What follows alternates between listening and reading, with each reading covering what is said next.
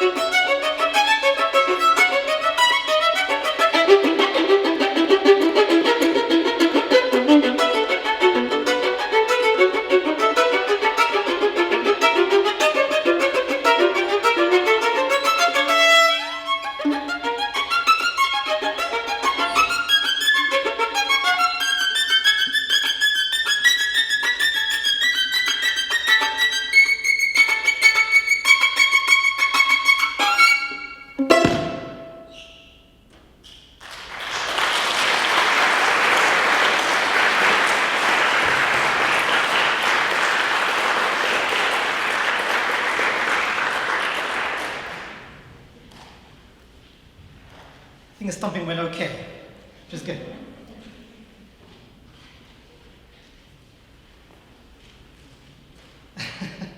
Okay, so I have actually a question for Mr. Zunino.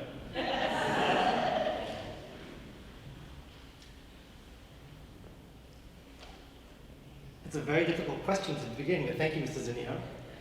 What do you find more inspiring, performing your music or teaching your students? I've got to say, teaching my students.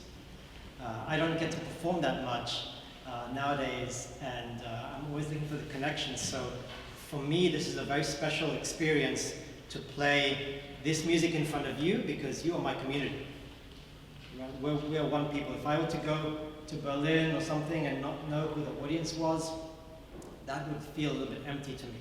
So I actually find a lot of inspiration from my students. They teach me a lot. They allow me to be freer than I think I could be if I wasn't around them. Thank you, Mr. Zino, for a very hard first question. So how did you get into playing the violin? Do you play any other instruments? So I started playing violin at age 5. I come from a musical family. My father is a conductor, professional conductor. And supposedly I chose this violin, this instrument at age 5. I don't remember that. But I've played violin since I was 5 years old, and from the dates on the program, you can figure out how old I am right now. And I've been playing it ever since. I play any other instruments. I dabble in a few other instruments, some electric guitar, some acoustic guitar, some viola, and some of my cellist students, I think, will say that I'm a beginning cellist. So I try to demonstrate on my practice videos on cello. That gives me a lot of hope for the future for my cello playing. Beethoven, Bach, or Mozart? Well, you'll find none of those composers on this program. I love them all equally, and I go through phases in my life where I love one more than the other. I think Bach is probably the person the composer's music who I consistently love through my life. Good, we'll do for more questions a little bit later. And this is Istvan. I call him Istvan because he lives in Hampton, Connecticut. I know him for a long time. He's my friend. And we improvised together in his basement, as he calls it, the dungeon. He has all kinds of musical instruments there, all kinds of outdated electronic stuff that barely works, but he somehow makes it work. And it's fantastic. And he sent me this piece just without commitment. He said, here's a piece that I wrote a while ago, and there's a version for viola and a version for cello. And last summer, I learned it in secret, just in case the piece was not very good. So I would not have to kind of approach him and say, I learned the piece, but I really don't want to play it. But it turns out the piece is very good. So I called him up and I said, hey, I learned your piece. Do you want to listen to it? And he said, yeah, of course. So he listened to it and we talked about it. And I said to him, this one section here I think could be longer. And that's very unusual in a new piece, that you actually want more of something. You always want, I think this part goes on too long. But actually, this is a part that I really wanted more of. And he said, okay, and he revised it for me, and we worked on it a little bit together, and it was really fascinating. I really crave the collaboration between composers and musicians and performers. And Brahms is alarm clock. So he wants you to know, he wrote me some notes, he's not here, but he's online right now, that he based the first theme based on the Brahms lullaby.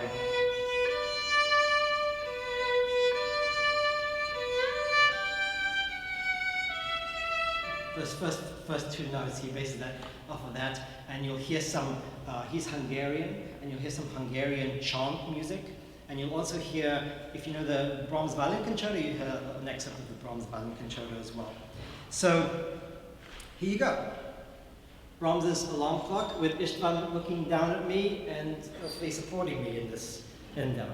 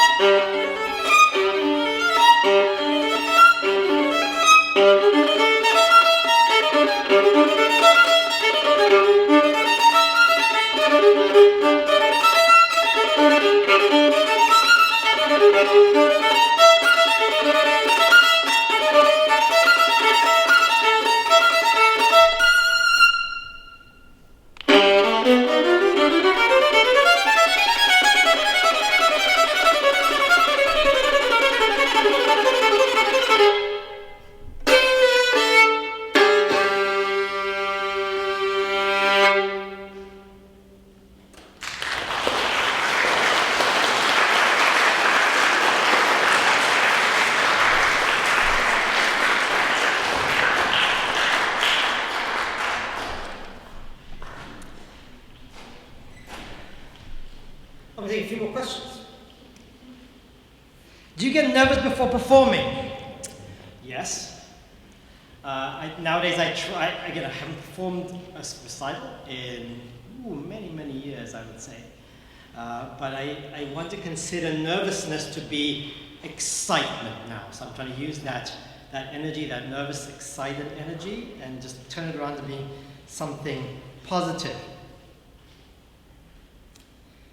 What is your inspiration for playing music from the 21st century? Are there any special meanings you want to convey?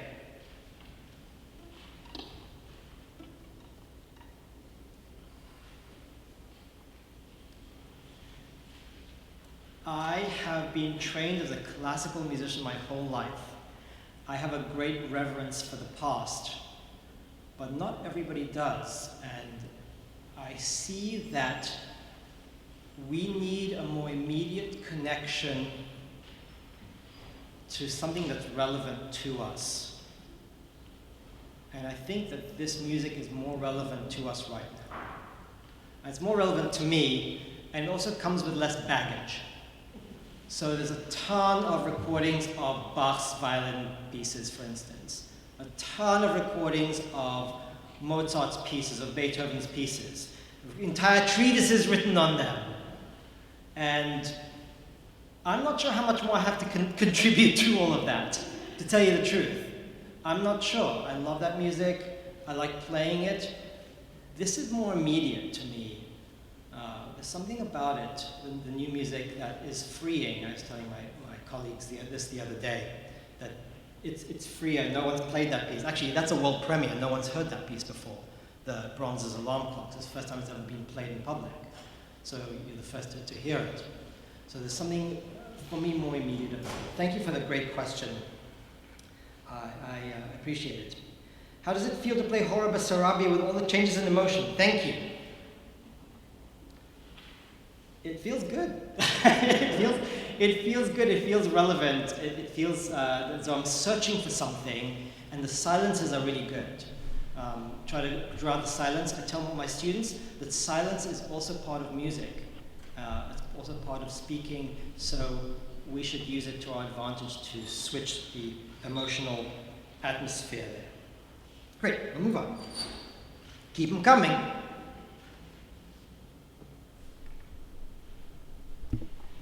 This is Coleridge Taylor Perkinson.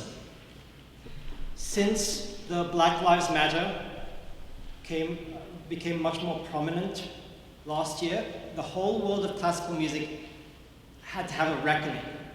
And there was a renaissance in the 20th century works of Black Americans, of classical Black Americans. Unfortunately, there are not so many of them.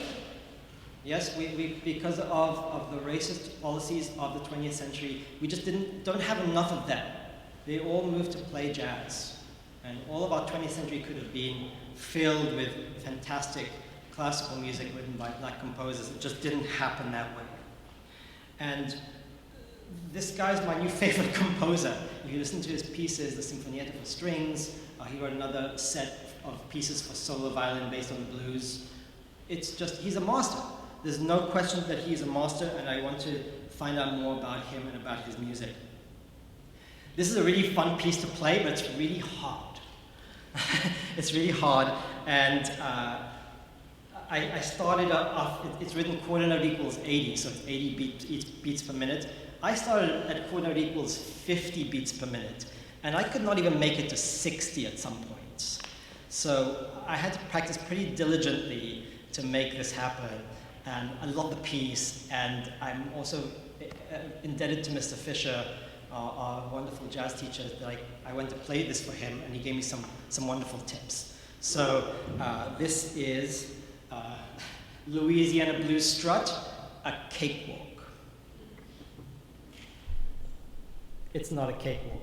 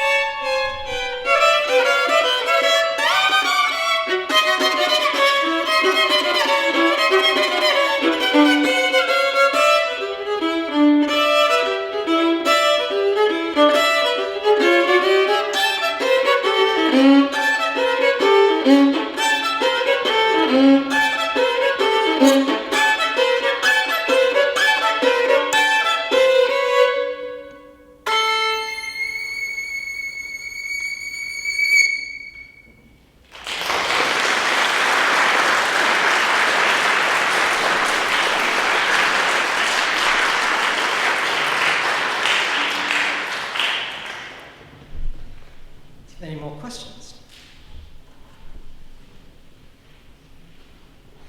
What music do you like to listen to in your free time? Well, I have a 7-year-old and an 11-year-old, and we play DJ in the car, so I get to hear all kinds of music I would not naturally listen to, and I am thrilled by it, actually. And in the car, we listen to a lot of just stuff that I used to hear in the 80s, 90s, back in the day, just to hear if they still sound good. Some of the songs don't sound good, guys. I've got to tell you, they just don't sound good. They're not well produced. The lyrics are junky. It's not a good song. There's no catchy melodies. They've got no beat. 80s people, some of it's not good. Let's just accept it. Okay, good. How do you find your music and why do you choose certain pieces to play? That's a great question. So, in classical music, we've had centuries to weed out the junky pieces. We've had centuries to do it, so usually we have only the masterpieces, right? The masterpieces. Now, we have to weed those out, right? We have to make sure that music is played, and if it lives on, then it lives on in the repertoire that people want to play it. And if it doesn't, then it doesn't. Then history will have erased it, right? I do believe in playing contemporary composers because otherwise no one will play them. They just will live on a sheet of paper somewhere, on a file on a computer. And even if it's not a music, at least allow the composers to go on that journey. I listen to a lot of music for my orchestra here at Loomis to try to find contemporary music that's relevant, that has a message, that is by BIPOC composers, by women composers. I listen a lot. A lot of it's not good. A lot of music by white composers is not good because it's contemporary. It hasn't been weeded out. So I maybe out of the let's say 50 pieces I listen to, maybe 5 really strike me. So I do listen to a lot of contemporary music, and I do search. It's hard to find. It's hard to find good music in general, I think. I noticed in the first 2 pieces that they featured non-traditional timbres, stomping, etc. I don't know what's the extension of that. Would you say this is a feature of 21st century violin, or can you take this as an invitation to talk about timbre? Thank you for the question.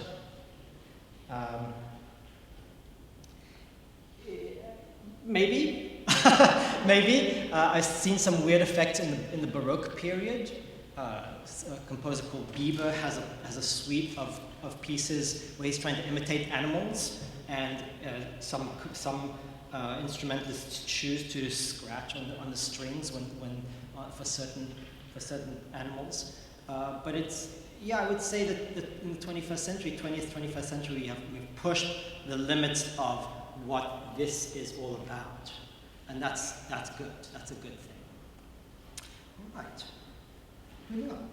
So one of the best things about being at Loomis are my fantastic colleagues. You will not find, I think it would be hard to find a more dedicated and caring set of adults, individuals. And not only are they caring, very dedicated to what they do, they're also very talented. And they're very hardworking. And this recital was conceived in early 2019, remember that? Before we left for pandemic, before the beginning of that, like over winter break of that year. And I was meant to prepare this recital last year, a year ago, for fall 2020. And I contacted Ro and Jen, Miss Ro and Miss McCandless, and they sent me some images. I said, I want to write pieces based on your works because I want to collaborate. For me as a composer, I want to always work off of something else. And they sent me some images, and I picked these 2.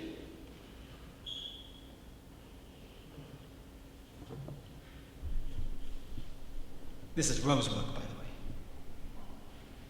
And this is Jen's work. You'll get to see these a little bit later when I'm playing the pieces based on those images.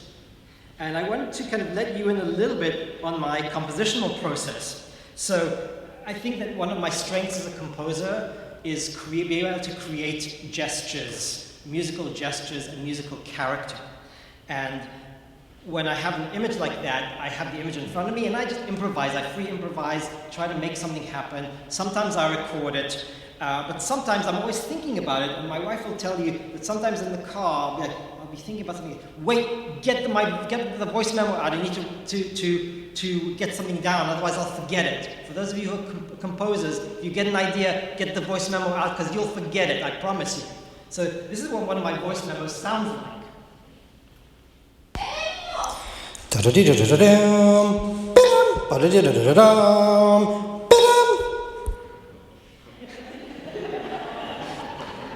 You're actually going to hear that gesture in Jen's piece today. But I have dozens of these voice memos, and a lot of them are just, I never use them. I listen back to them, I never use them, but sometimes I use them for another piece. So I get an idea, and I do the voice memo, and I have dozens of them, and then I write sketches. That's kind of stuff that I write. Just as quickly as I can, I just get it down, just so I can see it and see what it looks like on the page. And then, once I've kind of finalized things and I want to start practicing it, then it looks like this. This is Jen's work, Happy Old Marriage. So that's a little bit about my compositional process, and for you orchestra players, we do this in orchestra, right? We come up with gestures and feelings, and we figure out what they sound like, and it's exactly the same way that I construct the music. I had a discussion with Mr. McCamish here, who does theater, and he asked me, what happens when you don't have any ideas, when you're like a blank paper? I said, you just try to get anything down. Like anything you do, just get it down, get to the end, go back and edit. That's the crafting process. And that's the hard part, is to go back and edit. As you know, with all of your papers or whatever else you do, that's the hard part. And when I don't have an idea, I go back to the source. And this gives me a lot of inspiration. So this piece is called, Rose's piece is called Crown. And I call my piece, based on this work, Rise, because I saw the suffering here, but I also saw the triumph over that the nobility in the figure. So this is going to be Rise, based off of Stacey Amoro's wonderful artwork. Thank you.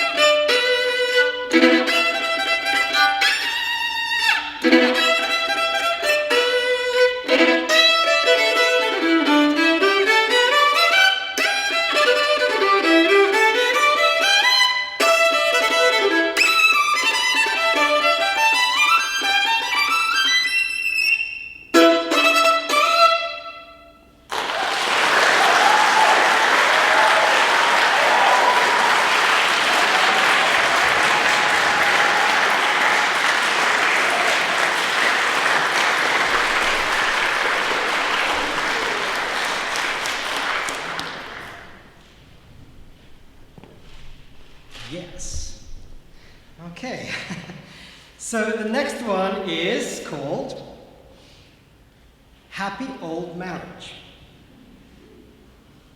Happy Old Marriage. I am very, very blessed to have my wife, who's a fantastic partner, but marriage, it ain't easy. You know, relationships are not easy. And I want to let you in a little bit more on my idea of composition, basing off of something different.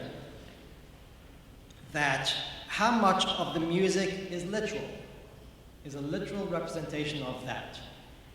How much of the music is me? How much of the music is my interpretation of what this is? Is the music more of the feeling of this rather than the concept of it? So when Jen and Rose started telling me about their pieces, I'm like, no, I don't want to hear it. I don't want to hear it. Not too much, just a little bit. Because I really wanted to get a sense of what their pieces meant to me. So this is Happy Old Marriage. I kept the title.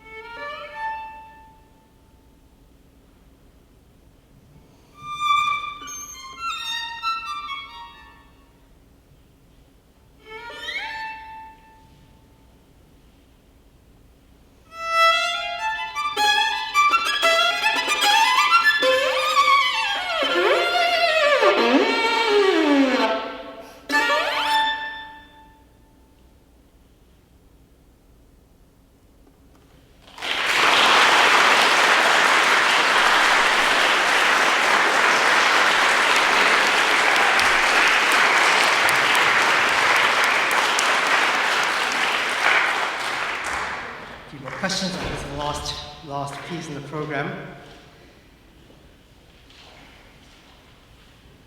It's a great question, whoever wrote this, thank you. How do you stay so dedicated to the violin and music? Are there any times where you don't want to play? You really mean, are there any times you don't want to practice? That's what you really mean. Yeah, sure, there are lots of times I don't want to practice, but if I'm preparing for something, I know that the daily practice is really going to make me more prepared, more comfortable to play, and then I can make more music up here rather than worry about what I'm doing with these two hands. So I can make music better. If I stay dedicated to the violin, you know, there have been, before I started this position here at Loomis, I didn't really perform very much at all. And didn't really play the violin very much, just played some wedding gigs and played some duets with my wife at home, some quartets with my children. And when I started practicing again seriously at the beginning of the summer, it really felt as though this was my identity and I want to keep playing. So give me some reasons to practice, okay? So if you can put on some performances, just let me know and I'll continue to practice. It's always good to have an excuse to work for something. That external pressure is good. Something from Sam. What are some things you think about before you begin performing each piece? Sam's great question. I think about the groove, I think about the internal beats that I'm about to play, I think about the sound that's about to come out of my instrument, and the types of sounds that I want to make throughout the piece. So that's what I'm thinking about. I really get myself in character. I think that a performer is also, a musician is also an actor and a performer, and I want to feel the music like you do. I want to feel what's inside there. I mean, I have a lot of things to do up here on stage, but I really want to feel that too. Last one.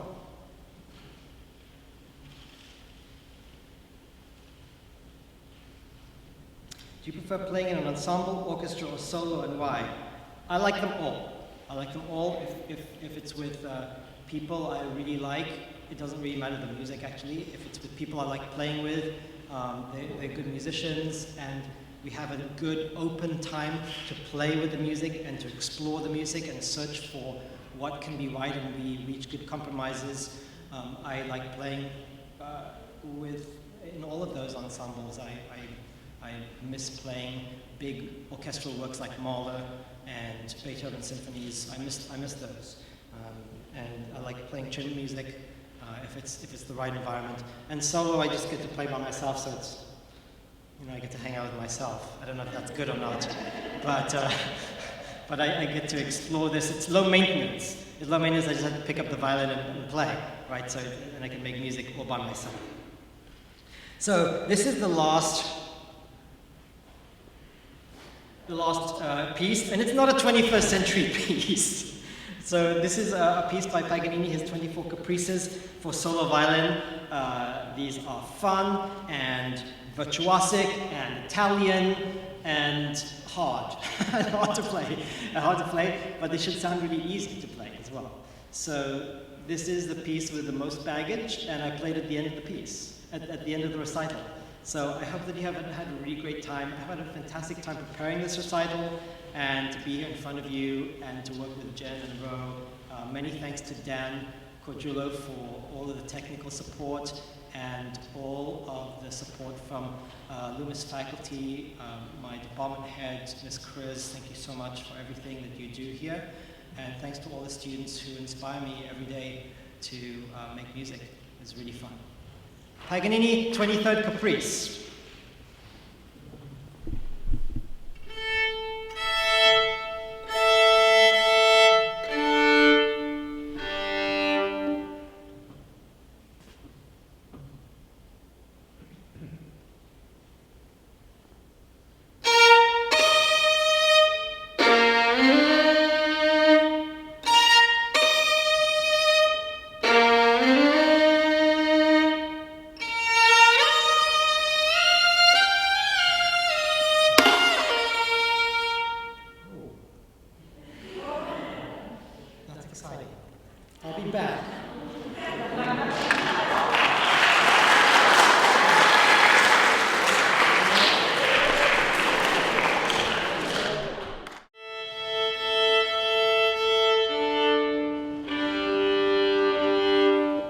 Paganini 23rd Caprice.